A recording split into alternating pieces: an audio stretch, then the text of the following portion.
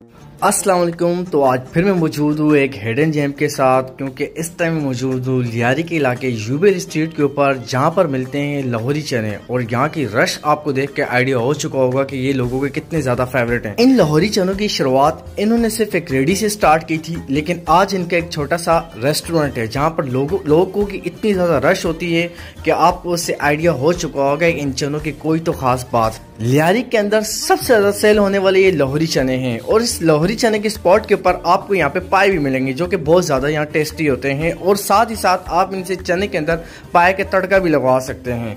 और इन चनों की खास बात ये है कि ये आपको बहुत ज्यादा ऑयली फील नहीं होते, जिसकी वजह से ये इनका टेस्ट बहुत ज्यादा आता है और लोर का आपको मजा आ जाता है। तो देर किस बात की, अभी पहुंचे लियारी यूबेल स्ट्रीट और यहाँ पर आके ये चने ट्राई करें। नेक्स्ट वीडियो तक के लिए मुझे दीजिए इजाजत। अल्लाह हाफिज।